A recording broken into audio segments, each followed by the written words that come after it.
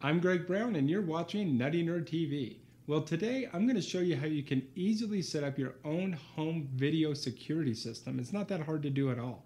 I talked to a lot of my friends about it, and some of them would really like to have a video security system, but they either think it's too complicated to set up, or they don't know how to set it up, or it's just too costly. Well, it doesn't need to be any of those. And as a matter of fact, it's really easy. The product that I use that works real well for me is a product called iCam. And iCam, if you go to their website, it's free to download, and then the app that you can run on your iPod or your iPhone is only a couple of bucks. And what's really nice about using a product like iCam is that you can use practically any camera that you want. In this case, I'm using Logitech's just standard webcam. This one right here is only about 40 bucks or so. You can get it from any computer store, and you can actually hook up to 8 cameras all at once. You can have a camera in the living room, you can have a camera that looks out in your backyard, maybe one that's pointed towards, your child's window or the front door or whatever. So it actually makes it really nice, so you can kind of distribute cameras around the house. So anyway, let's go ahead and get started, and I'll walk you through on how you can set up iCam for yourself. To download iCam, you're going to want to go out to skjm.com/iCam. And then when you get to this page, you'll see that there's 2 download links here, one for the App Store for your iPod or your iPhone, and then the other one is for your Android mobile device. We're not going to download the software for those devices quite yet. We want to download the software for your computer. So you're going to want to click on this icon right here. So it's not very intuitive. So just click on this, and then it's going to bring you to the iCam support webpage. And then you'll see again the links to download the software for your mobile device. But right here on the right-hand side, you have both the Mac and the PC version. So iCam is supported for both Mac and PC. So go ahead and, in this case right here, I'm going to click on the iCam source. So go ahead and click on whichever software is for your operating system, and I'm going to go ahead and click on that, and then it's going to download, and then I'm going to save it. And then once it's finished downloading, then I can go ahead and open up that disk image, and then it's going to mount up here on my desktop, and you can see it. It's called iCam source. I'm going to open it up, and then there you see it right there. So I'm going to go ahead and then just drop that into my applications folder.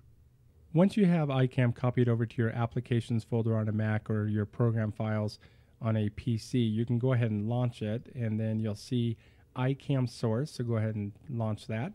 And then on a Mac, you'll see an icon up here in the menu bar. On a PC, you'll see it on the lower right-hand corner. So go ahead and select that, and then go to Preferences, and then you'll see the video feed. So there you are. This is the live video feed. How are you doing? I'm going to go ahead for right now. I'm going to go ahead and stop it.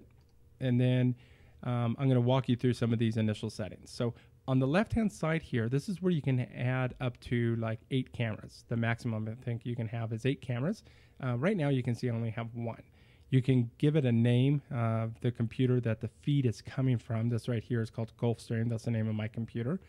And then this right here is the video feed. You have 2 options here. If you have wireless cameras, this is where you can put in all the wireless information to get access to that Wi-Fi camera. Right here, this USB FireWire built in. This is if you have a camera that's physically connected up to your computer. You can see that you can select both the audio and the video feeds. On the audio feed, it actually comes in as unknown USB audio device, but it's actually a Logitech video webcam. The Mac and iCam here doesn't identify it as a Logitech device, but I happen to know that that's the feed for the audio. The video right here, I'm going to go ahead and select Logitech camera number 2, and then you're going to want to put in your email address and a password, not your email address password, but just make up a different password, because this is the credentials you're going to use to get connected to your iCam service that's running on your computer from your iPod or your Android phone or whatever. Right here is where you're going to want to kind of pay some attention to. If you're more interested in preserving image quality, having a really good image coming from the feed, then you're going to want to slide this to the right. But what you're giving up is the amount of frames you'll have. What that means is you'll have less of a smooth video. It's going to be a little more choppy, so maybe it's going to take a snapshot maybe once every 2 or 3 seconds, whereas if you slide it to the left, you're giving up image quality, but you're getting a much smoother video. So I actually kind of keep it a little to the right because I'm more interested in a little bit of image quality. On the left-hand side here, you see auto configure router and port forward range. If you have kind of a unique network at home, you may want to mess around with these. Typically, you can just leave these unchecked. One thing you do want to make sure on your network is that on my particular network, you want to have NAT enabled, okay? Everything else, I just keep defaults. I don't have any port forwarding or anything fancy. So I leave these unchecked. And then this auto start right here is so that when the computer reboots, it's automatically going to start back up. So motion detection, this is where you probably want to have enabled, particularly if you're going to be out of town or away from the house. So you just want to enable motion detection. And then again, you have an option of having it be less sensitive or more sensitive. Now, my experience is that I want to keep it less sensitive because what I've noticed that if there's any draft in the room or the lighting changes because it's getting darker or in the morning, what's going to happen is that you're going to get a push notification to your mobile device. And so, I mean, it's very sensitive. So I just keep it kind of less sensitive. And then you want to be able to enable push notifications. You can select that and then record motion events. So this is actually really cool. If you have for instance, a folder that you want to be able to send this to, you can do that. You can send it to a folder locally on your computer. I don't necessarily do that. I like sending it to my Dropbox, and I'll cover Dropbox in another episode of Nutty Nerd. But Dropbox essentially is some space that's out on the internet. So in case my computer gets stolen, the files and the images and everything don't go along with it. It actually gets saved out on my Dropbox, which is really nice.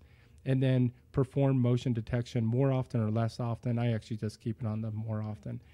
This is actually pretty cool. You can set up a schedule to enable and then disable your iCam service. So I can say, all right, I want to have every time at 7 in the morning, every day, I want to turn on push notifications and turn record on, or I want to be able to turn record off. So anyway, so the way you start it is you just click start, and there you go. All right, so everything's all set up on your computer, so the last thing you really need to do is just get the software on your mobile device. So you can either do it from the web page here. You can click on, if you had like an iPhone, you can just click on this, and then it's going to bring you to a page here where it's going to redirect you back into iTunes, and then you can purchase it. It's $4.99, install it on your device, and then you'll configure the software or the app on your iPhone or your Android phone or whatever with the username and password that you configured when you initially installed the software on your computer. So that's pretty much it. And then once you do that, then you're going to get connected, and then you're going to see whatever webcams you have configured within iCam. I hope this information has been helpful for you. Until next time, we'll see you again on Nutty Nerd TV.